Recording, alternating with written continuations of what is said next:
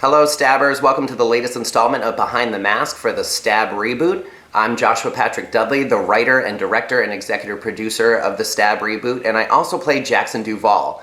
Jackson is your typical stoner character, and he's there for comedic relief, which is why I wrote the part for myself, because I wanted to play something different from what I was always playing in the other movies. In the previous Stab films, I've always kind of been an asshole. So in this one, I wanted to play something a little bit more endearing and something that brought a little more comedic relief to the movie.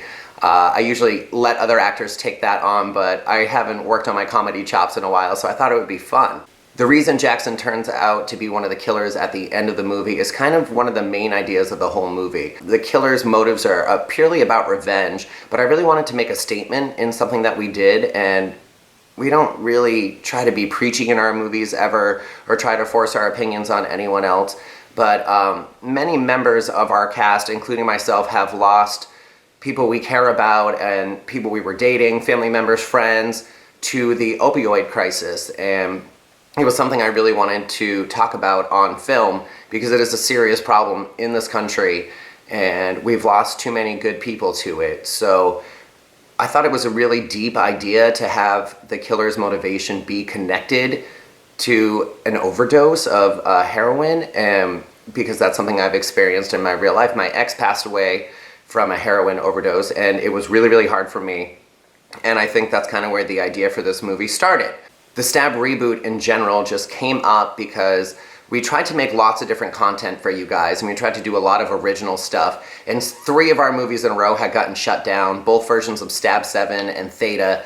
And our short films we still continue to make, but they just don't get the views that the Stab movies get. And we love you guys, and we totally get it. You're big Scream fans, so you're very big fans of our Stab films as well. And you kind of don't want to see anything else from us. So I kind of came up with the idea one night that I was going to do a Stab reboot. I wasn't sure what I was going to do.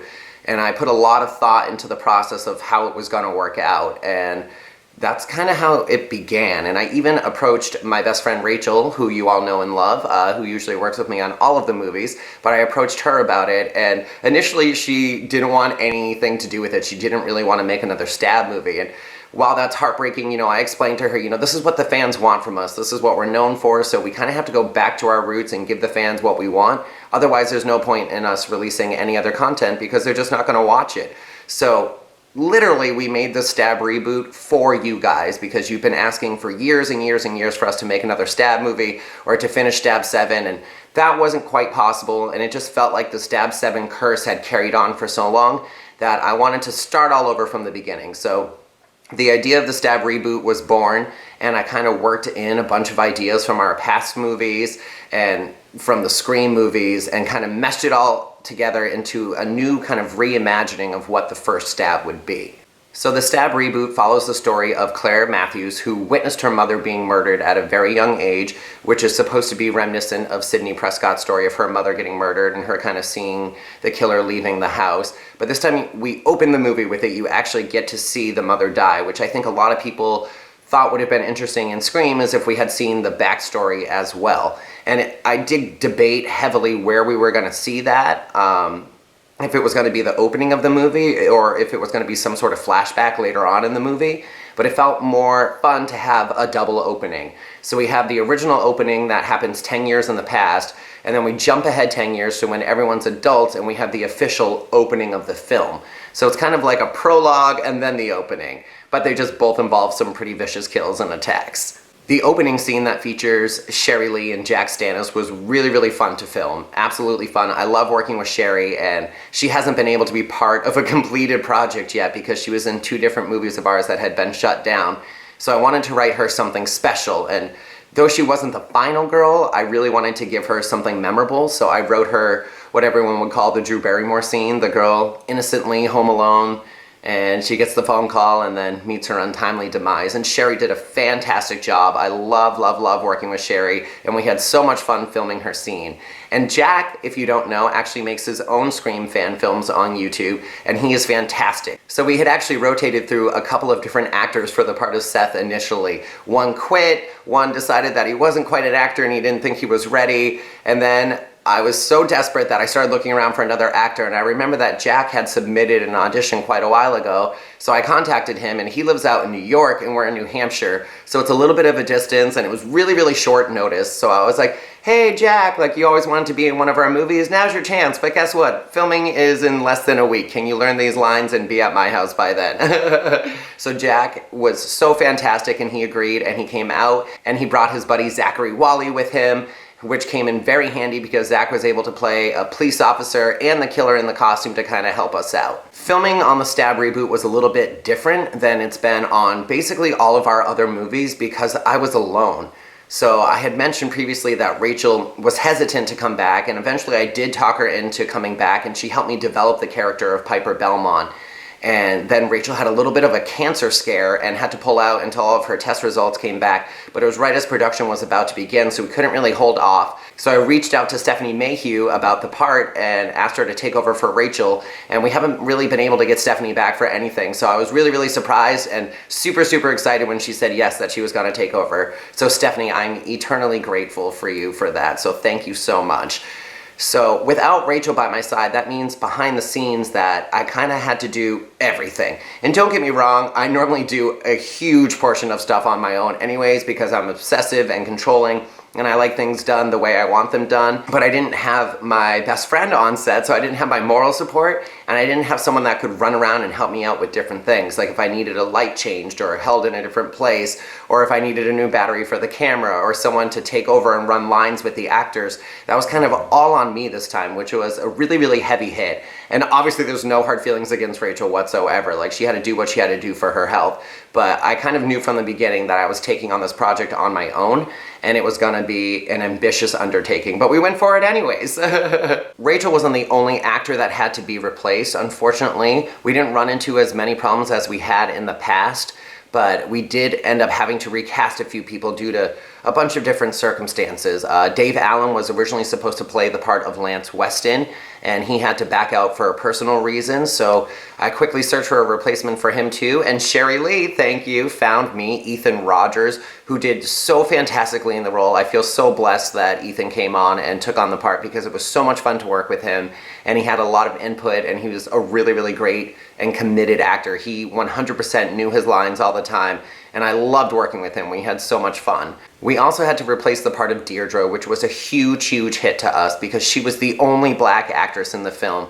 And sadly, living in New Hampshire, we're very whitewashed in our movies, and we try not to be. Rachel and I are both big parts of the Black Lives Matter movement, so it was really, really upsetting to us that we couldn't have at least one black character in the movie. And we wanted more than one black character, we just literally couldn't find the cast to do it. So originally Kia Powell was slated to play Deirdre, and I blew up her part and made her extra big, and if you see at the end of the movie, she would have survived the movie, and that was important to me, that the only black actress got to survive the movie because they're so notoriously killed off in horror movies quickly that we really wanted one to make it to the end, and if there's a sequel, for her to be able to be in the sequel.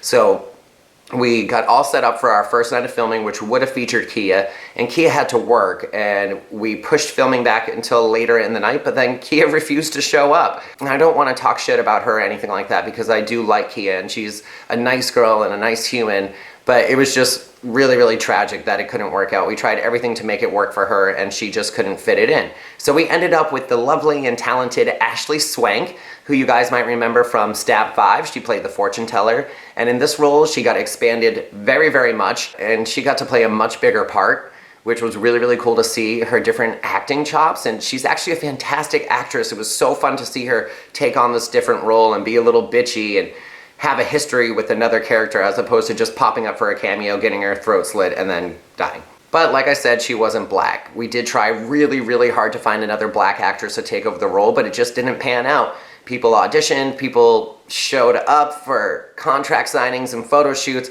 but then couldn't commit to the schedule. So it was really challenging, and it's sad that we couldn't have a black actress in the role that was specifically written for a black actress, but we're lucky that we had Ashley Swank to take over the role because she did such a fantastic job. Production kind of completely changed from that point on, and we had to rearrange everything, so we ended up filming everything way, way, way out of order. So the first thing that we actually did for the reboot was a couple of live streams on YouTube where we had a little Zoom meeting with some of the cast members to raise money for the movie. If you are a donator to this movie and you're watching this right now, thank you, thank you, thank you so much. Words cannot express how much it means to me that you guys donated to us to help us make the movie what it came out to be. I had already spent thousands of dollars on the movie and we needed help, so we turned to our Stab community, and you Stabbers really came to our rescue and helped us get the few final things that we needed for production. So again, I say thank you so much. So then starting in August of 2020, we did the read-through. At the read-through, the cast bonded so well, it was just kind of mind-blowing. There was all this creative energy flowing everywhere. And mind you, this is in the middle of COVID, so we had all kind of talked on Zoom meetings before, and now we were in one location together and everybody was wearing masks and keep social distancing, so it was a really interesting experience, but it still gave everyone that initial introduction to each other so that they could meet and become friends. And I think a lot of friendships were actually formed on this movie. Everybody bonded so well and everybody was so nice and so committed and so patient with each other, especially when it comes to lines. Lines are always a big issue. I write a lot of dialogue, so the characters have a lot of talking to do, and some of them are very, very wordy. Sorry to those of you that got your paragraphs of lines from me. It was really, really cool to see a cast that was really committed to helping each other and trying to make the best movie that we could. And especially the former Stab stars that came back, and they really gave this extra level of commitment because many of them had been in projects that hadn't been finished. So they were as gung-ho as I was about, let's finish a new Stab movie. The actual very first scene that we filmed for the movie was the very first scene in the movie. It was the scene with young Claire and Meredith Matthews getting murdered.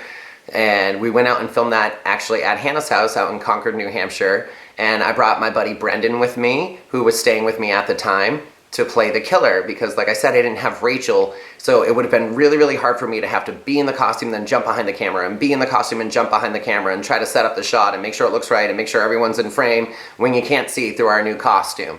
So that was one of the main challenges of not having Rachel, was especially the death scenes, because I love playing the killer and I love throwing myself around and getting hit by people and stuff like that, but it just wasn't possible this time. So I was really lucky that my buddy Brendan came through, and he really came to the rescue. Brendan is in the costume more than all of us in the movie because it was just convenient. He was there, he's a good friend, and he was willing to help out. He does also have a character in the movie. He plays Derek in the movie, the drug dealer that gets killed in the alley. But he is most predominantly the ghost in the movie. I think he's the ghost in like 5 or 6 scenes. So thank you, Brendan, if you're watching this, for all of your hard work and for coming through when I really needed the help. It meant a lot to me. Typically, anyone that's playing the killer, I like to get them in the costume at least for one scene. So Chris, who played the other killer, got to play the killer. That sounds redundant, but he got to play the killer in the costume as well. He played it in basically all of the scenes in the hotel. There was actually a funny little clip in the middle of Nikki's scene where Chris is playing the killer, and then for just one shot, it switches to me in the costume when he's sitting on the bed and he lifts up the hook before he slices Nikki's arm with it, because we somehow missed that shot while we were filming. And when I was editing, I was like, oh no, this doesn't make any sense. So I had to fly back to the hotel that we were filming at like, I think it was like 2 or 3 in the morning just to get this one shot. And Nikki was actually staying there for the night, so I kind of had to disturb her in her sleep and be like, hey girl, I gotta fix something real quick. Filming in the hotel was so much fun, and it was one of the only scenes where we really gathered everybody again. And again, social distancing was practiced. There was mask wearing between takes, even though everybody had been tested before production and some even during production, just to make sure that we were all COVID free. It was kind of this odd atmosphere that nobody wanted to spread COVID and everyone was so careful about it. And then you don't notice it once the cameras turn on, you know, like you don't really realize we're in the middle of a pandemic. It was great inspiration for a lot of the movie too. That's why the characters do the Zoom call. Because I wanted it to feel like modern life today, and that's what modern life is in 2020, is that if you're going to have a group chat with your friends, you're going to do it on Zoom or some sort of other application where you can all meet via webcam because you have to socially distance. So it's never really discussed in the movie. We don't talk about coronavirus or anything like that, but you'll notice a lot of different little nods to the way society is right now because of the coronavirus. But filming with the cast in the hotel was just fantastic, and that actually came later on toward the end of production, where we kind of gathered everyone together, because at first still trying to socially distance, we kind of filmed all the scenes that only involved 1 or 2 or 3 people. That way, not too much was getting mixed in, and there was a lot more that we could control. There weren't too many variables with the coronavirus. Coronavirus is the real killer in this movie. Luckily for us, it all worked out. Nobody caught coronavirus. Everybody did great. We all stayed healthy through the whole process, and it was really, really fun. But the hotel scene was really, really fun, and having all the actors together, bouncing off each other. A little bit hard to wrangle sometimes, which for me could be stressful because I'm like, okay, we're working on everyone's really, really tight schedules. This whole movie was filmed kind of over the process of 2.5 months, but basically only on weekends and for certain amounts of allotted time. So like on a real movie set, you could spend days filming just one scene. Like it could be 3 or 4 days where you're working on just one scene and just like 3 pages of a script. Whereas during production on this film, we're filming about 30 pages a day, which is insane. Sometimes we were filming 5, 6, or 7 scenes a day, and we'd start super, super early in the morning and film until super late at night. And all of the actors were so great about it, but you know, tensions grew as the day went on, and there were no fights, no outbursts or anything like that, but you know, people were definitely getting tired and trying to rush the process along a little too, which resulted in a few retakes and a couple of scenes being reshot because we were kind of trying to rush through stuff. So like for example, the scene with Ashley and Ethan in the park actually had a full reshoot, and it's actually spliced together with half of the reshoot and then half of the original shoot. And that was just another case of we were kind of rushing and we missed some shots and we dropped some lines and the lighting wasn't quite right. Some of the shots were blurry. And, you know, we had time to fix it, so we went back and fixed it. There are many other scenes in the movie that I wish we could go back and fix. I would definitely probably try to refilm the very opening with young Claire again, just because, again, that was our first night of production. It was kind of adapting to this new way that we were doing production, and we had a young kid, so we didn't want to film too late at night. So we kind of rushed through that, and some of the shots are really shaky and out of place, and there could be better takes. But you know, you live and you learn. And then one of the following scenes outside between Stephanie and Mark's character, I would love to reshoot that just because it was so complicated. And Stephanie got thrown into the mix really, really late into production. So I think she had her script for about 3 or 4 days before she had to show up on set and know all of these long, crazy lines. So there was definitely some struggle there, and struggle with, like I said, with everyone knowing their lines. Even I drop lines and I write the movies, but that was probably the biggest struggle we faced on set, was just people not knowing their lines. Ask Hannah about it too, our lovely leading lady. She struggled too because she just had pages and pages of dialogue. So, you know, we all had our moments, and like I said, if I could, I would go back and reshoot a few scenes. But, you know, for what it was and how quickly we rushed it out, I'm actually really proud of what we accomplished on this movie. So even though everything was kind of squeezed into this tight production schedule, I think we actually accomplished a lot. And we had a lot of fun doing it, like I said. And there's so many great memories on set. And I think a lot of the actors appreciated the challenge of having to be rushed, because then we weren't stuck on set forever filming the same thing over and over and over from 40 different angles, you know? It was more like a live play where, yes, we could stop and retake, but if we didn't have to, we didn't. We just kept rolling with it. And you'll even see a couple of shots in the movie, or even scenes, that almost the entire scene is just one shot facing the actors, because the actors knew their lines so well and the performances came off so real that I just stayed on that shot. There are scenes where you see a lot of cutting back and forth, and that's not necessarily because everything wasn't going well that night, but maybe it wasn't going quite as planned, or somebody flubbed a line, or something else got dropped, or the lighting wasn't right, or there was background noise filming outside. There's always background noise. So that's a funny way, if you watch the movie, to kind of watch and see how many takes are in a scene, because if it bounces back and forth between a lot of shots, we probably had some issues filming those scenes, or it was actually easier to film some of those scenes that way, just to kind of focus on all the individual close-ups of actors filming their lines, so that we didn't have to get 15 to 40 lines back to back from all the actors and all the motions in between. We would just go, what's your line? Who's next? Your line. Now your line. Now your line. Now your line. Bam, done. And then if we could, we would go back and film a wide shot until people started messing up. And you know, so you'll see different cuts like that. But not every scene with a lot of cuts means that we messed up. Some of it was intentionally done. And most of this movie was actually filmed on Steadicam. There are very few tripod shots like what you're looking at right now, the steady shot. There are very few steady shots in the movie because I wanted it all to feel almost like a tribute to our first couple of movies, where everything was very handheld and we weren't super technologically advanced, which we definitely still aren't. But and especially during attack scenes, like a shaky camera kind of makes it more unsettling for somebody to watch. So you'll notice there are a lot of handheld the steady cam shots, if you will, even though they're not that steady. And that was really to add to the aesthetic of the movie, and some people might find it distracting, but out of all the Stab movies we've made previously, I would say Stab 6 was my favorite, and that was kind of on the set of a reality show. And something about the way the camera moves in that movie makes you kind of feel like you're actually there watching these things unfold live.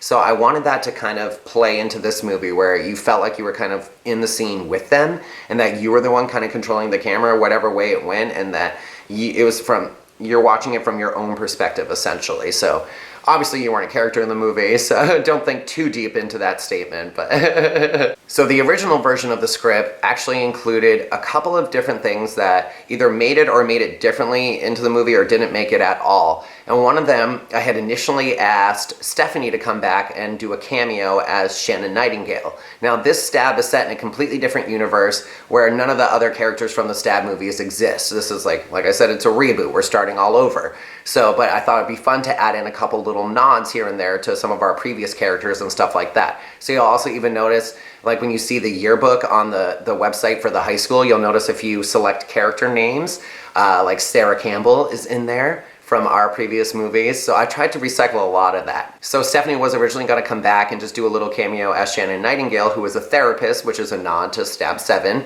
the original draft of Stab 7. So the hardcore fans would have gotten that one. But when Rachel had to back out, Stephanie took over her part. So Rachel did eventually come back after everything was all cleared from her doctors, and I gave her Stephanie's part, but I didn't want to call her Shannon Nightingale anymore, so I let Rachel pick her own name, and she picked Miranda, and that became the therapist's name. There are tons and tons of little Easter eggs like that throughout the whole movie where you see nods to our movies or nods to the Scream movies, lines, characters. Even the Piper character, when she pretends to be somebody from high school, she's Alana O'Neill, which is the name of the opening victim in Stab 7, Knife of the Hunter. So I completely recycled a character name for that.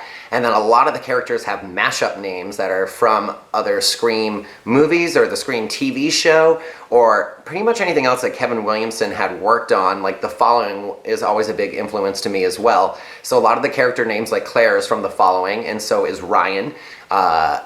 A lot of the names got mixed and matched to kind of be tributes to everyone else. And I'm sure you guys could probably make me a list 100 pages long of all the little Easter eggs and tributes that you found throughout the movie. So if anyone wants to do that, post it in the comments below this video. There's lots of Easter eggs in there. Another thing that got recycled from one of the old scripts was the use of holograms and like Halloween projectors. In the first version of Stab 7, my character was a ghost, quote unquote.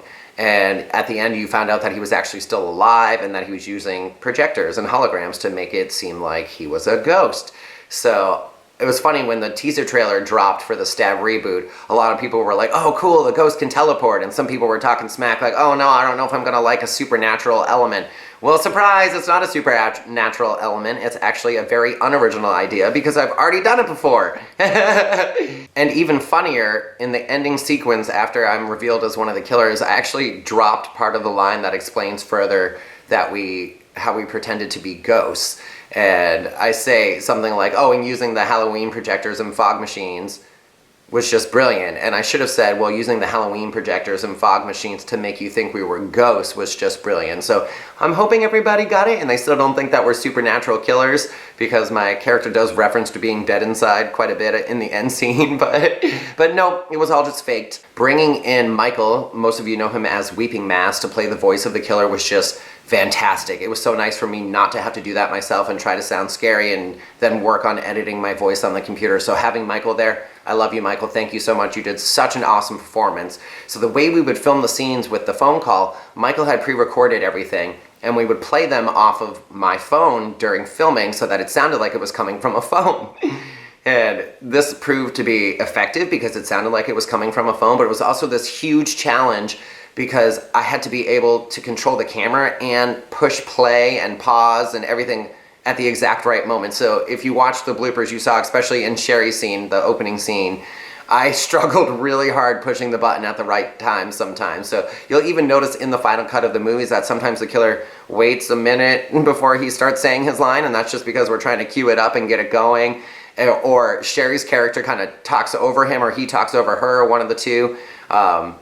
And none of that was intentional. It was just the way we had to do it. But it was really, really challenging, but it was also really funny every time that it messed up, because he would respond to what they were saying in a different way, and it would take the scene in a whole different direction. Watch the bloopers. It was hilarious. This movie was also great because there were no like actual injuries on set. We worked with some awesome people that sponsored us and helped us out and made us some amazing props and costumes. Scream Robes, Jose, and Workbench Designs sent us some fantastic stuff. We got a new costume. He's standing in the back behind me. It's not a great focus shot on the killer, but we got that awesome new costume. And then Workbench and Jose made us some awesome prop knives.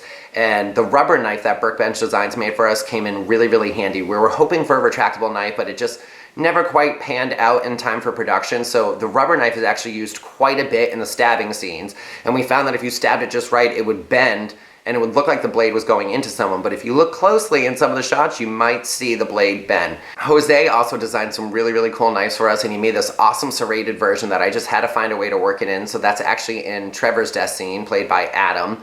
And we broke the tip off of it during filming, but it was really, really fun to film with, and it was such a beautiful piece, and just nice for the killer, since he's using the knife so frequently, for him to kind of have an alternate version of the knife. That was really, really fun and really, really cool, and I think it brought kind of that custom level to the movie like we did with Stab 7 by mashing up all the different Ghostface and horror icons.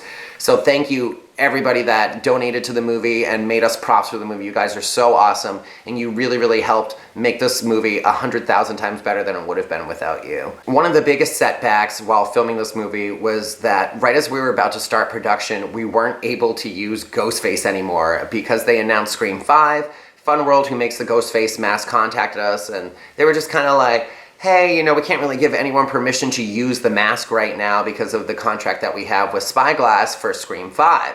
And it kind of turned into this big thing where even other YouTubers were posting videos about how we couldn't use the mask and stuff. And thank you all for your support. That was really, really cool. But we definitely didn't want it to blow up in any sort of negative sense, which luckily it didn't. But we did get a lot of traffic based on the fact that we weren't able to use Ghostface in this movie. And yes, it made us very sad, and we wanted to use Ghostface and to continue it, and it took us quite a while to actually find a replacement mask that we thought was cool enough. So we had a different mask initially that we were going to switch it to, and it was cool, just wasn't quite scary enough, or scream-like enough, I guess, as well. And it kind of made everyone's head look really big and wobbly, like they were a bobblehead. So then I found another one that's a creepypasta mask, and that's what we ended up using, and it actually worked out really well. Being in the costume is a little bit of a different story because I couldn't find anything to line behind the eyes of mouth of the mask. So you had to wear this like blackout face hood underneath the mask, and you literally couldn't see anything. So everyone who was in the costume, me, Brendan, Chris, and Zach, man, do we have a hard time seeing on set. You need help with everything. You need someone to kind of walk you around and guide you and to hand you whatever prop or knife or weapon you're using. You know, if something happens in the middle, you kind of just have to stand still and hope that you're not going to fall down a flight of stairs if you take a step to your left, because that's how hard it was to see in this costume. So hopefully if we do make a sequel, I will find a way to customize the mask so that we can actually see a little bit better. But on this one, the struggle was real. Will we ever see the return of Ghostface in a Stab movie? I'm not sure. We did actually receive a few letters from Fun World informing us that we now could use the mask again, but we had already started production and doing promo shots and stuff with the new mask, so we just decided, you know, it's a reboot, we're gonna stick with it. It kind of sets us apart from the Scream movies at the same time, and I think the mask we found, even though some people hate it, I think it's a great tribute to kind of the Ghostface mask and the MTV Scream mask. It's kind of like a cool mashup of both of them, and honestly it was a little bit more comfortable to wear than the Ghostface mask because it's a full headed mask, so you didn't have to worry about it sliding around and stuff like that. Not that it mattered because you couldn't see out of it anyways, but honestly I think we made a good choice with the mask, and I know some of you really wanted it to be Ghostface, and so did we, but by the time we actually got permission to use Ghostface again, we couldn't go back and reshoot everything. So a couple of fun facts. My house that everyone's doing their interviews in right now, that I'm sitting in right now too, is actually used as a couple of different sets in the movie. The main area is used for the opening and the final scene of the movie, which I thought was kind of cool to bring the movie full circle back to the beginning. My office is actually in here too, and that's what my character uses as the office. And then my bedroom is actually Claire's bedroom in the movie. So my house got really good use out of it in this film because locations are hard to come by. So, and I try to write for them ahead of time, and I tried not to write in too many different locations in this one because I didn't want to have to do a lot of location scouting. So that's where the hotel came into play, that we kind of get everyone together in this one place. But that also made it challenging because we only had the hotel for 2 days. We had actually booked a different hotel, and it was super ghetto and super creepy, much more like it's depicted in the script, where it's really ghetto and you would have to envision fighting off crack whores for your room. And we got there, and they were so rude to us. We weren't allowed to have other people in the rooms, and everyone that was going to be there had to show their IDs, and they would only allow 3 people there. It got so complicated, and everyone was on their way to the set, so I had to literally message everybody and be like, hey, guess what? I have to rent a new hotel. Don't worry, filming is still happening. We're going to make this happen. But now we're filming at a Super 8.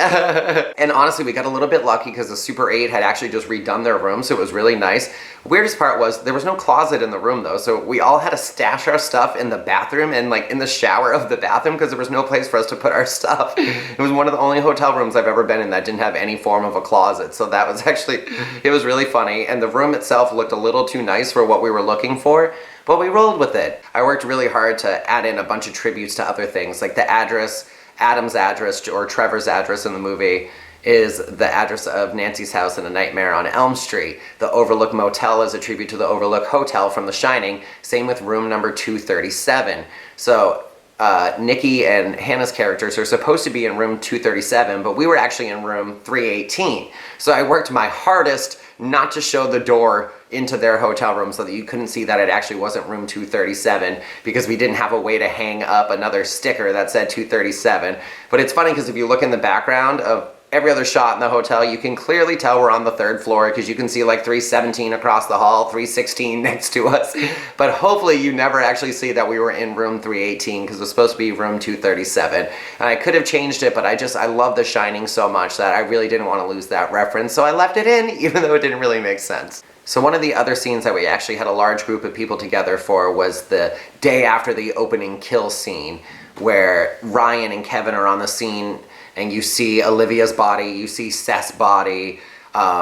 So Jack and Sherry had to be here just all bloody the whole time. Sherry was tied to a tree, Jack was tied to a chair. They were gutted, they were soaked in blood. It was a little chilly out and very, very windy and very, very noisy. So we actually ended up doing ADR for just the beginning part of that scene, though I wish we had done ADR for the rest of the stuff that happened outside. But again, it doesn't always fit into everybody's schedules, so it is what it is. But there were a ton of people here that day. Mark, Chris, Zach, Jack, Sherry, and then Hannah had to be here and Ashley had to be here because they had scenes that happened in Claire's bedroom, which that scene was actually the very final scene of the movie originally.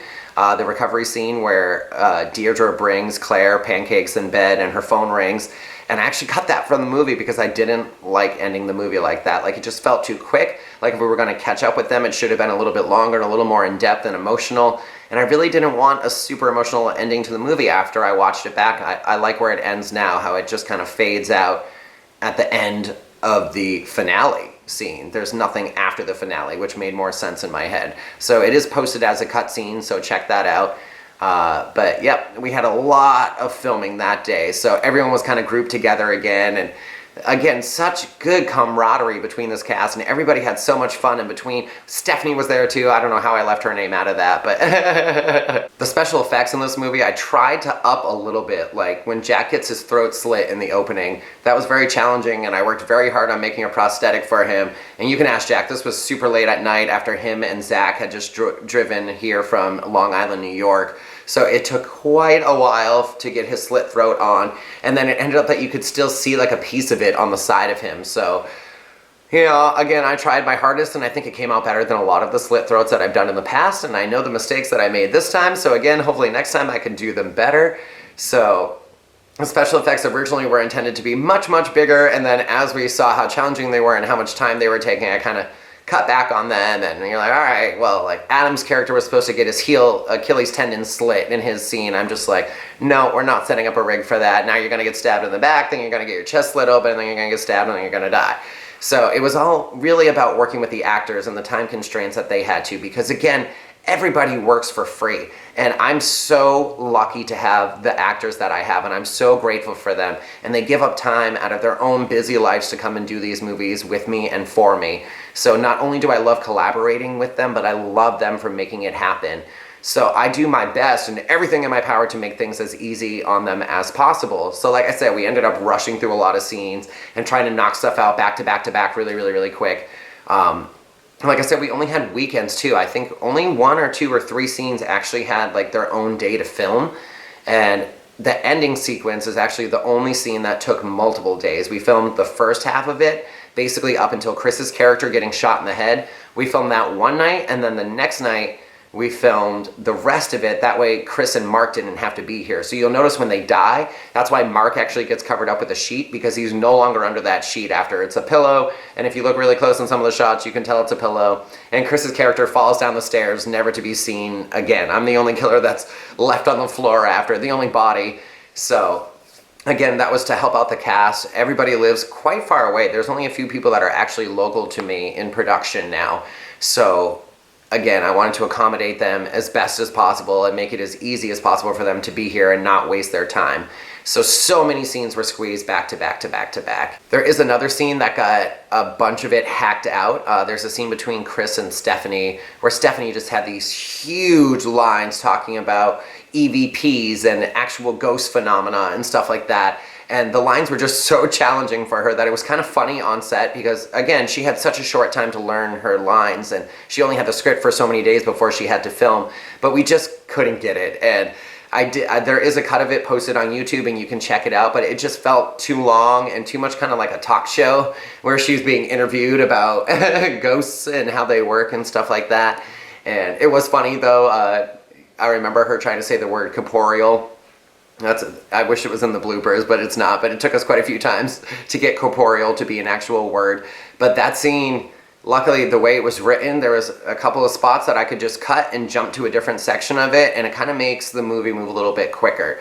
That was one of my main goals in writing this movie, was that almost every scene you're watching has some sort of action. Like the action or the tension or the excitement just kind of doesn't stop. Yes, there are like 4 or 5 or 6 scenes that are just kind of backstory and you have to listen to the characters chat a little bit, but almost all of them somehow involve the killer being there in some way or another. The killer really is everywhere in this movie. Someone's always getting a phone call or a brick thrown through their window, or the killer's popping out of a bathroom to randomly stab him and disappear.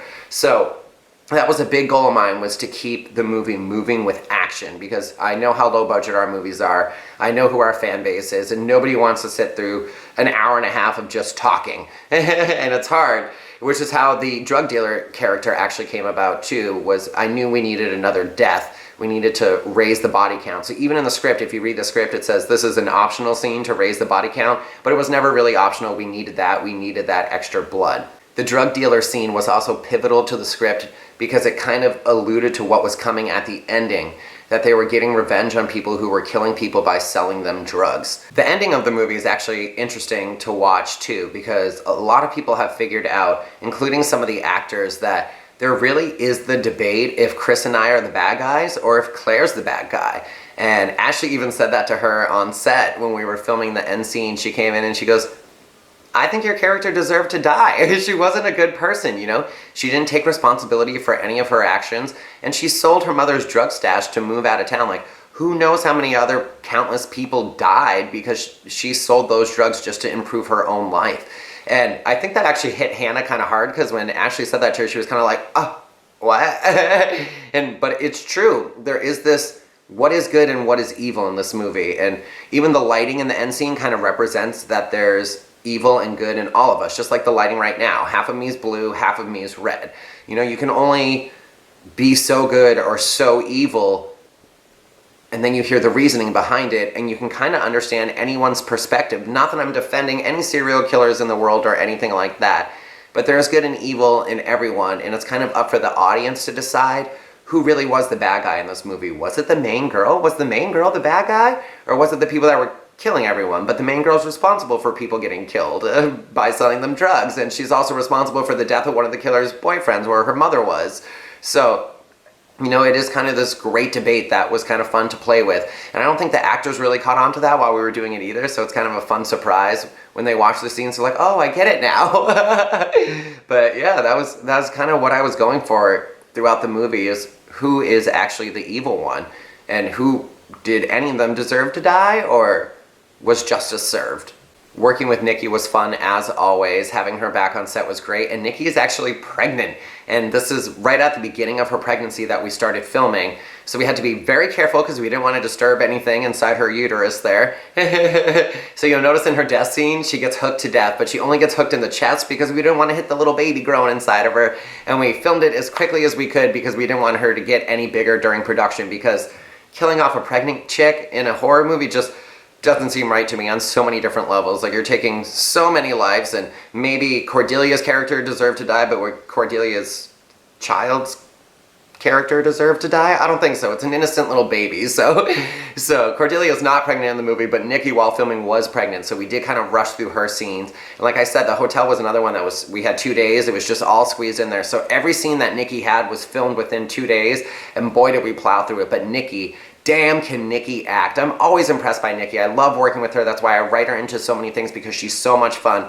But her ability to learn lines quickly and then to deliver them in a natural way is just something that I never really paid too much attention to until this movie. And then we would start filming her scenes, and I'd just be like, good job. Wow, that's like, yeah, no, we don't have to do another take. That's great. So Nikki, you know I love you. Thank you so much for doing this and making so many sacrifices to make it happen. You did a fan-fucking-tastic job. The ending scene was also interesting. A lot of people discussed the fact that in the original Scream, Billy and Stu might have actually been gay, and there's even a whole book about it. You guys should definitely check it out. But there's all these theories that they were actually lovers on the side too, you know, and they're all killing off their girlfriends and so they can run away together is basically the idea behind that theory. So I thought it would be fun to actually have gay killers. And it may be a little obvious while watching the movie or reading the script that Kevin's a killer, because he always has an excuse to leave, and he's never there when stuff goes down. And that was kind of intentional to take the spotlight off of me, because my character does die via webcam. So that's kind of a giveaway too, that you're just like, maybe he's gonna come back and he has a partner. So you guys might have been able to figure out who the killers were right off the bat, and I hope you couldn't.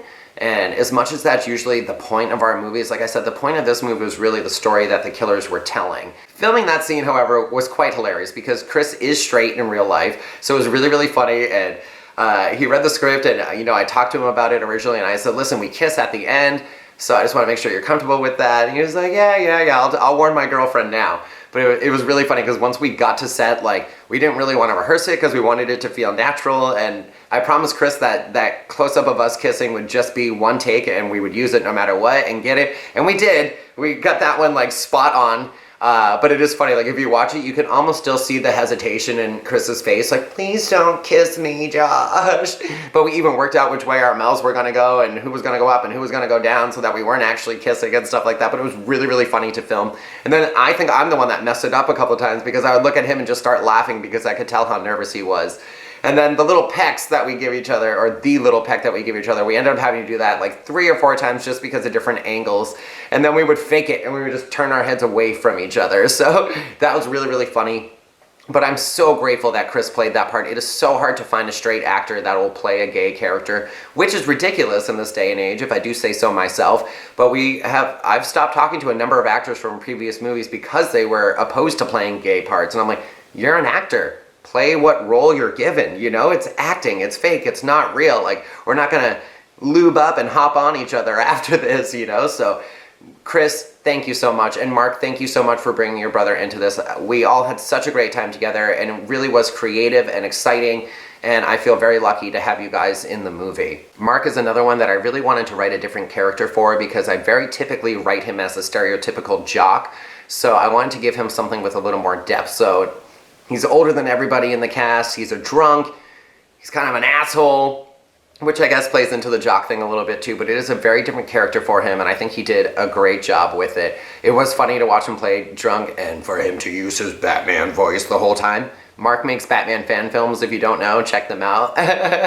His character also kind of embodied Batman the whole time, and he had this really low voice. And he actually had to do a couple of scenes of ADR because he was talking in this low, quiet voice for so long, and none of the actors are mic'd. So if the camera is way, way far away, and he's talking like this, you're not going to hear anything he says. So he had to come back and re-record some of his lines just so that we could actually hear what he was saying because he was in Batman voice. But again, I love working with Mark. He's basically like a brother to me at this point, so it was super fun to have him back. Adam's character of Trevor was another character that was introduced for a little bit more diversity. The character is deaf and has an implant in his ear, and that's Adam in real life. And working with a deaf actor was fantastic. Though I will say it presented some of its own challenges because if you don't speak loud enough or if Adam doesn't see your lips moving, he doesn't know you're talking to him. So we'll be like filming something and I'll say cut and he won't hear me, so he'll keep going with something, or vice versa, you know, like he won't hear me say action, or he'll start talking when we're filming someone else's scene because he doesn't realize we were filming. But we had never had a deaf character, and I thought that would be fun with the ghost to be able to play with his implant too and have that affect him. And I think that came out really cool and effective in the movie as well. And Adam's just a joy to work with. Like, he was so committed and so excited and so happy to be on set every single time and so excited to die. I know most people are excited to die in the movies, but he was so pumped to have a death scene. So Adam, thank you. I love you very much. It was so much fun working with you. One of the only actual injuries we had on set was during Nikki's death scene, and she punched Chris in the costume in the face, and she felt so bad after. But Mark, who's Chris's brother in real life as well, and I could not stop laughing because it was such a good hit. Like, it was, Nikki's a bad bitch. Like, she a bad bitch. You don't fuck with Nikki, okay? She's super strong. I've even had her bruise me just from like grabbing my arm to say hello. She is a strong chick. So she's actually the reason the line about that I deliver at the end, that's all about when did all the chicks in this town turn into Buffy the Vampire Slayer? That's because of Nikki, because she's tiny, but she will fuck you up. So she accidentally punched Chris in the face and she split his lip open. And you can see it in the bloopers that it looks like he has a fat lip, but after we cut, he actually pulled his lip up and it was cut and bleeding, and she hit him really good. And like I said, she felt awful after. But I'm warning all y'all out there, if you're gonna try to kill the cast of my movies, fucking don't start with Nikki because she will end you. Ethan had a little cut and scrape too. He gets thrown over the hood of his car during his attack scene. And I know he definitely took it like a champ. There was no padding on the ground, and he did it a couple of times. I'm pretty sure he cut his elbow open pretty badly. But he did such a fantastic job. And his death scene is also one of my favorite death scenes in the movie. It has that nice tribute to Sydney in the car from the first Scream. And then him trying to call Siri is just hilarious to me. And even when I was writing it in the script, I'm like, I don't think I've ever seen anyone do that in a horror movie before. Like, use their Siri to call the cops, you know? So it was kind of funny to watch him struggling as he's getting stabbed, trying to yell out to Siri for help. Because who else was going to help him? Everyone else was dead or nobody else was around. Oddly enough, one of the other biggest challenges we had on the movie was the teeny tiny part of the news anchor. It sounds ridiculous. She only has that little paragraph of lines, but we had such a hard time. 3 or 4 different actresses were cast in this part. Literally all they had to do was show up at my house and stand in front of a green screen, and none of them could make their schedule work. So that very quickly became the most frustrating role in the entire movie to have to deal with, was this part of a news anchor. And I cast another lady who was friends of someone in the movie, and she did great, but she was just so nervous that she couldn't get it out right. And I wanted to use her part, but then it just didn't make sense. We also filmed it in daytime, and then there was a lot of background noise because I decided I was going to shoot it in a park for some reason. It was closer to her location, so it was easier for me to go that way. But sadly, we cut that one too, and then we ended up replacing her with Livia Austin. And Livia, you did so good, and you knew your line so well, and you killed it, and you did it in front of a green screen, and I think it came out really, really well. So a solution that did come to a happy conclusion, but man, was that a problem to begin with. The movie within the movie, Agent of Death 3, was actually a really fun concept for me. And like I said, that part was originally written for Dave Allen, and Dave's a really strong comedic actor. So I just came up with this idea that a super spy, it's almost based on Chuck, if any of you have ever seen that TV show, where he didn't really get anything implanted in his brain, but it was a geek turned super spy after the government put a chip in his brain. And I knew that I wanted to show it in in Stab, I wanted to show a scene from Agent of Death. So it took us a little while to decide which Agent of Death we were going to see, but then they're referencing Agent of Death 3 a couple of times in the script, and we thought the Scouts Honor line was so funny that we wanted to work it into something, and Ethan was really, really fun to work with on that.